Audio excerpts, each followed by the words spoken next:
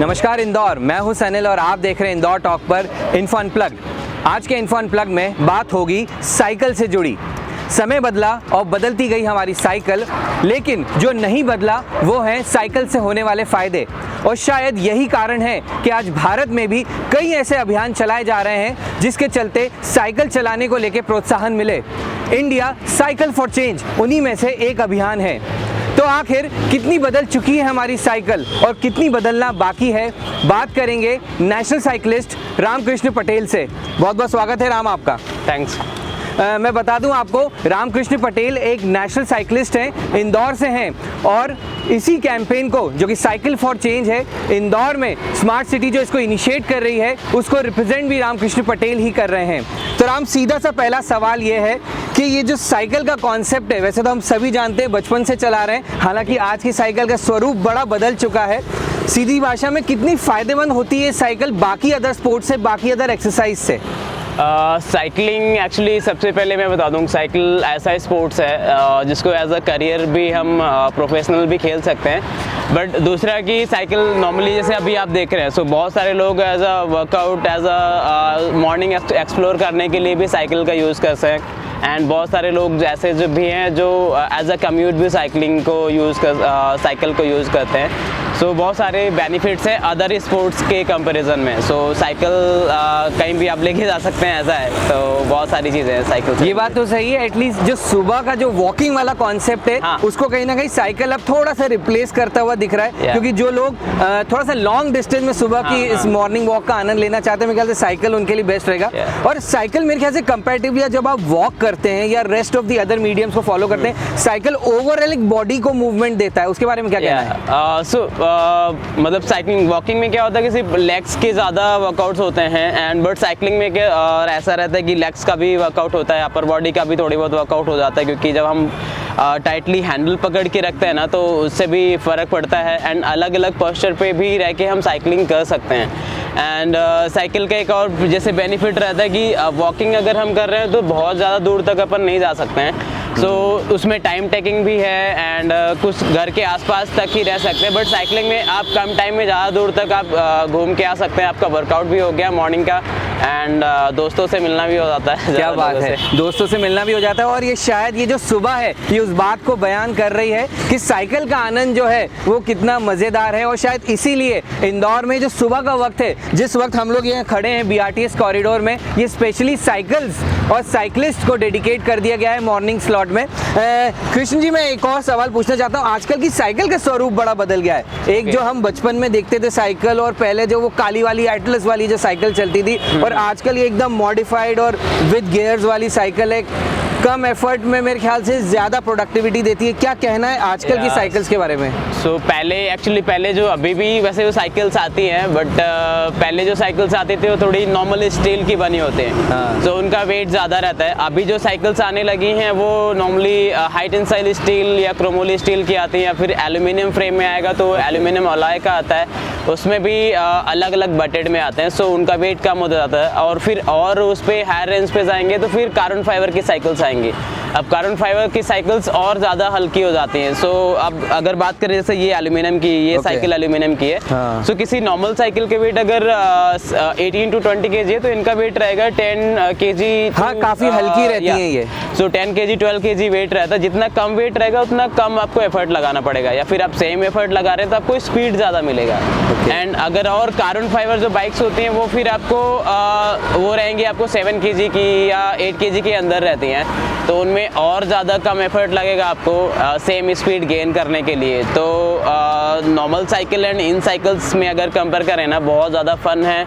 आप मतलब normally without gear cycle क्या रहता है कि आपको कई बार ऐसा लगता है लोगों को कि ज़बरदस्ती चला रहे हैं, बट इन साइकिल में ऐसा नहीं है। अगर आपने एक बार चला लिया, आप थोड़ी सी आपको लत अगर इसकी लग गई है, सो बहुत ज़्यादा खर्चे कराता है फिर ये। तो मतलब कहने वाली बात है, साइकिल वाला भी जो काम है बहुत ज़्यादा सस्ता नहीं है। अगर आप अपने पैशन को फॉलो कर रहे हो और वाकई में राइट साइकिल चॉइस कर रहे हैं, तो ये भी फिर आपके रेंज तक जा सकती है। तो इसी के साथ एक छोटी सी राइड लेंगे हम रामकृष्ण साथ में, क्योंकि सुबह का माहौल है और मेरे पास भी एक साइकिल है, राम भाई ने अरेंज करवाई है, हेलमेट भी है। एक छोटी सी राइड तो बनती है, क्यों राम भाई? बिल्कुल बिल्कुल।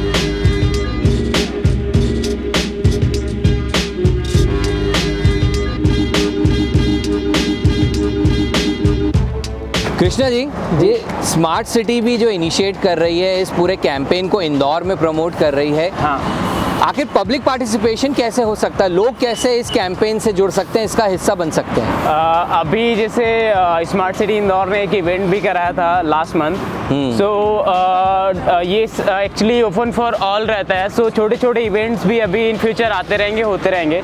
सो जैसे ये BRTS अपना हब है साइकिलिंग का, सो इसको एज अ साइकिलिंग 8 बजे तक तो साइकिलिंग कर ही सकते हैं। Okay. तो इसको इसमें यहाँ पे भी हम लोग प्रमोट करेंगे एंड सोशल मीडिया हैंडल्स के थ्रू भी लोगों को पता चलता रहेगा, जो भी जितने समय समय पे इवेंट्स होते रहेंगे। हाँ, तो कुल मिला के छोटे छोटे इवेंट्स के थ्रू साइकिल को प्रमोट करने का मकसद है, और खैर होना भी चाहिए। हाँ। क्योंकि साइकिल से बढ़िया हेल्थ को बढ़ाने वाला, हेल्थ को बूस्ट करने वाला कोई एलिमेंट हो नहीं सकता है, और जहाँ हेल्थ बूस्ट होगी तो हमारी इम्यूनिटी भी बढ़ेगी, सही है। तो सब कुछ बेनिफिट ही बेनिफिट है, राइट? ओके, हाँ, क्योंकि उसमें क्या होगा, किसी भी नॉन कॉम्पिटिटिव इवेंट्स ज़्यादा रहेंगे, क्योंकि कॉम्पिटिटिव इवेंट्स कराना फिर थोड़ा सा बड़ा इवेंट हो जाता है। Okay. But non competitive events रहेगा, सो सारे एज ग्रुप के लोग, छोटे बच्चे हैं, बड़े हैं, एंड हमारे एज ग्रुप के जो लोग हैं, ओके, वो सभी तरह के लोग उसमें जुड़ सकते हैं। सो बेसिकली एक तरह से साइकिलिंग सिटी बनाना है हमें, ताकि लोग ऑफिस जा रहे हैं साइकिल का यूज़ करें, लोग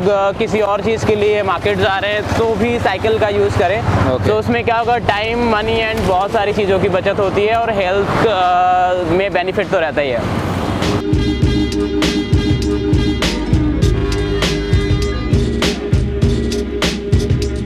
आज की तारीख में जो साइकिलिंग एक अलग ही कॉन्सेप्ट हो गया है। पहले एक टाइम था जब साइकिल एक मोड ऑफ कम्युनिकेशन था, एक एक्सरसाइज का मोड भी था, पर अब लोग जिस हिसाब से मॉडिफाइड बाइसिकल्स आ गई हैं, एक साइकिलिंग करने को लेके पूरा एक अटायर है जो मैं आपका भी देख पा रहा हूँ। Okay.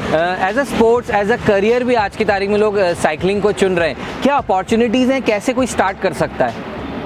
As a career like किसी को अगर स्टार्ट करना है, तो सबसे पहले जैसे अपने यहाँ पे अगर MP में देखें, सो साइकिलिंग को लेके थोड़ा सा लोगों को लगता है कि ये या तो मोड ऑफ कम्युनिकेशन के लिए ही यूज़ की जा सकती है, या फिर नॉर्मली फन के लिए, थोड़ा बहुत घूमने के लिए।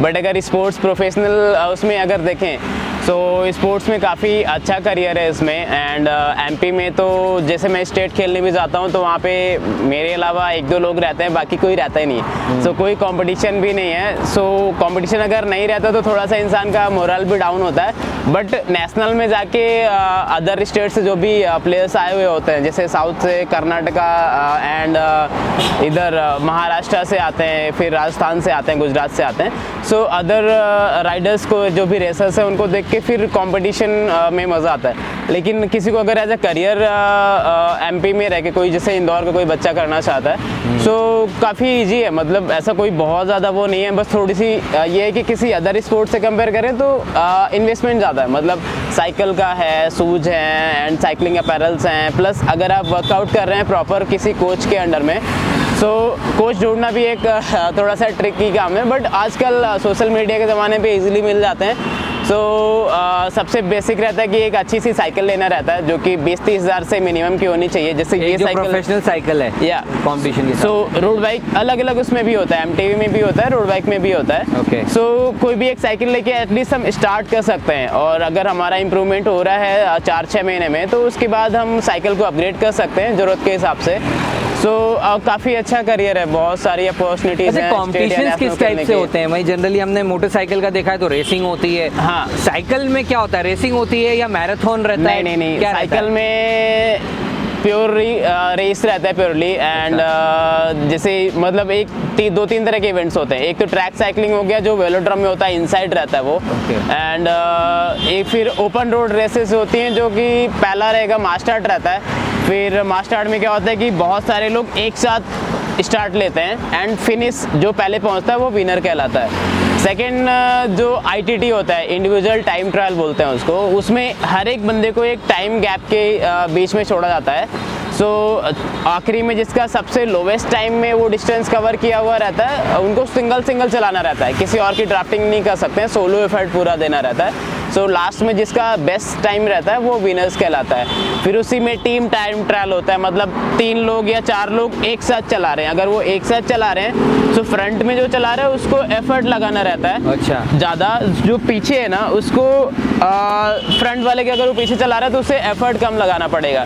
तो सेम चीज़ें वो स्वैप करते रहते हैं। सो फर्स्ट में एक बंदा चला रहा है 2 मिनट 5 मिनट जितना भी उसको चलाना हुआ, सेकंड वाला आगे आएगा वो चलाएगा, आगे वाला पीछे जाके रेस्ट करेगा, बट बंच में ही रहेगा वो साथ में। ये तो सारे कॉम्पिटिशन अपने नेशनल साइकिलिंग इवेंट्स में भी सारे कवर होते हैं या सारे नेशनल में सारे कवर्स होते हैं एंड इंटरनेशनली तो होते ही हैं। फिर अगर मैं इंडिया की सबसे बड़ी नेशनल साइकिलिंग लीग की अगर बात करूं कोई सा कंपटीशन की, तो वो कौन सा है? बेसिकली सबसे बड़ा इवेंट तो अपना नेशनल चैंपियनशिप ही होता है, जो कि नवंबर या दिसंबर में होता है। इस साल शायद थोड़ा सा डिले हो जाएगा।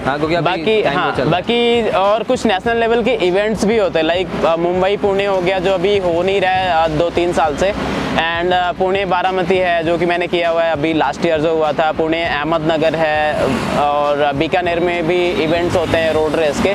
तो ये काफ़ी फेमस इवेंट्स हैं रोड साइकिलिंग के। इनमें पार्टिसिपेशन कैसे होता है? मतलब ऑनलाइन प्रोसेस रहता है, क्या रहता है? कोई अगर पार्टिसिपेट करना चाहे? कुछ भी, कोई भी एक्चुअली ओपन रहता है, बट अगर कोई नेशनल इवेंट्स है तो स्टेट के थ्रू जाना रहता है। स्टेट की जो स्टेट गवर्नमेंट बॉडीज होती हैं साइकिलिंग की, उनसे परमिशन चाहिए रहता है। और अगर 2-3 लोगों से ज़्यादा हैं, एमपी में तो ऐसा नहीं होता, बट अगर ज़्यादा लोग हैं तो ट्रायल्स की ज़रूरत पड़ती है, क्योंकि हमें नेशनल के लिए सबसे बेस्ट राइडर जो होता है उनको भेजना रहता है। तो एक क्वालिफाई करना पड़ता है, पहले स्टेट लेवल से शुरुआत होती है, फिर जाके आप किसी नेशनल इवेंट में पार्टिसिपेट कर सकते हो। यस, क्वालिफाइंग तब करना है जब ज़्यादा राइडर्स हो। अगर मैं जब से अकेला हूँ और मैं अपने आप को प्रूव कर सकता हूँ तो मुझे बिना क्वालिफाई मतलब ऐसा कुछ ट्रायल नहीं देना पड़ेगा। हाँ, जाना आपको स्टेट बॉडी के थ्रू ही पड़ेगा। हाँ, मतलब सोलो पार्टिसिपेशन नहीं है। क्योंकि अगर वो नेशनल इवेंट है तो अलग अलग स्टेट से लोग आते हैं ना, तो स्टेट के थ्रू ही जाना रहेगा। अच्छा, अगर मैं चलिए इन सारे स्पोर्ट्स में अब बहुत मूल बात करूं, अर्निंग कितनी हो सकती है? आदमी एक साइकिलिस्ट है, एक प्रोफेशनल साइकिलिस्ट है, कितना अर्न कर सकता है अगर वो वाकई में एक्सट्रीम हाइट्स तक भी जाए तो?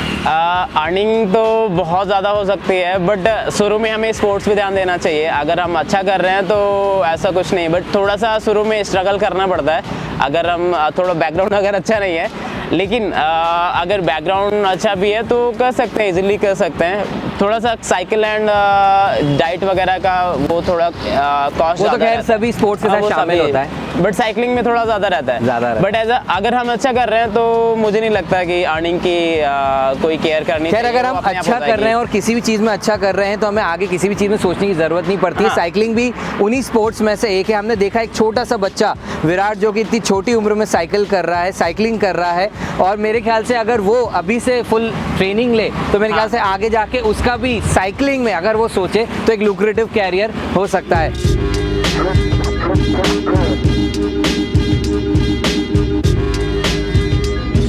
कृष्णा भाई, आप भी एक प्रोफेशनल साइकिलिस्ट हैं। आज एक अलग ही एक्सपीरियंस मेरे साथ भी रहा। आज मैंने मतलब बहुत सालों बाद इतनी सुबह उठ के और एक इतनी प्रोफेशनल साइकिल चलाई जो कि हाईली इक्विप्ड है। एक बहुत सीधी सी भाषा में आपसे अगर पूछूं, आप एक प्रोफेशनल साइकिलिस्ट हैं, आपका साइकिल के साथ मेरे ख्याल से दिन भर में ज़्यादा समय बीतता होगा। एक ही जो वर्ड होता है साइकिल, एक बाइसिकल जो होती है, इसको सुनते से क्या दिमाग में आता है? क्या दिमाग में, जहन में चलता है? अभी तो मेरे साथ ऐसा है कि मतलब जब भी टाइम मिले साइकिल चला लो, दिन में, रात में। लॉकडाउन में भी हम लोग सोचते थे कि नाइट में, नॉर्मली समर में हम लोग ऐसा करते हैं कि नाइट का जो भी रहता है ना, एक नाइट ड्राइव करते हैं। 10 बजे रात में खाना खा के निकलते हैं और सुबह 4 या 5 बजे आते हैं वापस। उज्जैन चले गए या सोनकक्ष की तरफ साइकिल से। हाँ, सो जब भी टाइम मिलता है हम लोग साइकिल ही चलाते हैं। मतलब उससे अलावा और कुछ काम करने का रहता नहीं है।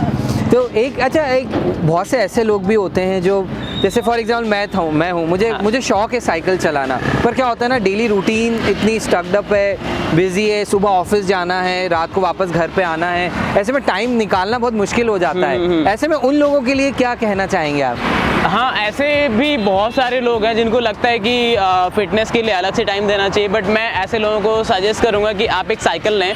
साइकिल कोई भी हो चलेगा, बेसिक साइकिल्स भी आप ले सकते हैं, बट बेटर होगा अगर आपको कम्यूट करना हो, किसी को अगर कम्यूट करना है तो थोड़ा अच्छे बजट की साइकिल ले लें। ओके। सो जिनका कम्यूट का रहता है, सो बहुत सारे लोग हैं, सो वो कम्यूट कर सकते हैं ऑफिस में, आधे 1 घंटे का अगर रास्ता है तो चला सकते हैं। तो उनको क्या होगा कि अगर वो दिन में ऑफिस आने जाने में अगर 1 घंटे दे रहे हैं साइकिल चला के, तो उनको अलग से जिम के लिए अलग से टाइम नहीं देना पड़ेगा, या फिर रनिंग के लिए अलग से टाइम नहीं देना पड़ेगा, उनका कम्यूट भी हो जाएगा। प्लस उनके साथ में अगर कम्यूट कर रहे हैं एज अ ऑफिस में, सो साथ में अगर कोई ऑफिस जाता है साइकिल लेके, ग्रुप में ट्रैवल कर सकते हैं, ग्रुप पे कर सकते हैं, बट अलग दूसरे लोगों को भी हम मोटिवेट कर रहे हैं। अगर जैसे मैं भी ऑफिस जाता हूँ, वीक में 2 या 3 दिन मैं साइकिल लेके जाता हूँ, ऑलमोस्ट मैं ट्राई करता हूँ कि साइकिल लेके ही जाऊँ, अगर कभी लेट हुआ तो मैं बाइक का यूज़ करता हूँ।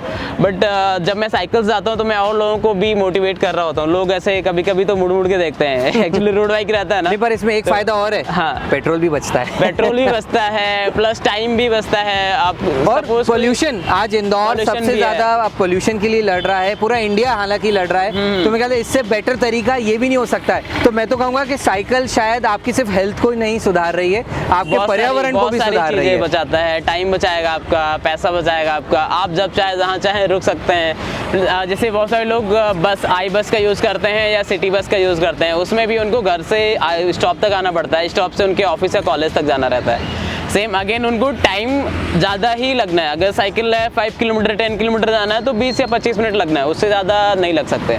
सही बात है। तो मेरे ख्याल से जो साइकिल है ना, वो कहीं ना कहीं सिर्फ मोड ऑफ कम्युनिकेशन नहीं है या मोड ऑफ ट्रांसपोर्टेशन नहीं है, ये एक बहुत अच्छा सोशल वर्क भी कर रही है। मुझे तो ऐसा लग रहा है कि बहुत अच्छा सोशल वर्क कर रही है। और मेरे ख्याल से स्मार्ट सिटी इंदौर भी इसी इनिशिएटिव को प्रमोट कर रहा है कि थोड़ा सा वक्त निकाल के अगर आप भी अपने जो शॉर्ट डिस्टेंस ट्रैवलिंग है, अगर उसको कट शॉर्ट करके साइकिल से अगर करें, समय थोड़ा सा पहले निकलें, चाहे ऑफिस जाने की बात हो, अभी तो खैर स्कूल कॉलेजेस बंद है, लेकिन जब खुलेंगे तो जब स्कूल कॉलेज जाने की बारी आएगी, तो अगर साइकिल से अगर आप अपने घर से ट्रैवल करते हैं, तो आप सोचिए आप अपने हेल्थ के लिए बेनिफिट करेंगे, आप एनवायरनमेंट के साथ क्या कहते हैं जस्टिफाई करेंगे, और वहीं साथ साथ एक जॉय ऑफ जो राइडिंग है, जो एक अंदर की खुशी है, मेरे ख्याल से साइकिल वो आपको देगी। तो ये थे हमारे साथ में रामकृष्ण पटेल, जो कि एक नेशनल साइकिलिस्ट हैं और इंदौर में India cycle for change campaign को रिप्रेजेंट भी कर रहे हैं, और इन्होंने हमारे साथ वो तमाम अनप्लग इन्फॉर्मेशन साइकिल से जुड़ी शेयर करी। ये वीडियो आपको कैसा लगा कृपया करके कमेंट बॉक्स में ज़रूर बताएं। इस वीडियो को शेयर ज़रूर करें ताकि सारी इन्फॉर्मेशन दूसरों तक भी पहुंचे, और देखते रहें, जुड़े रहें इंदौर टॉक से। धन्यवाद, नमस्कार।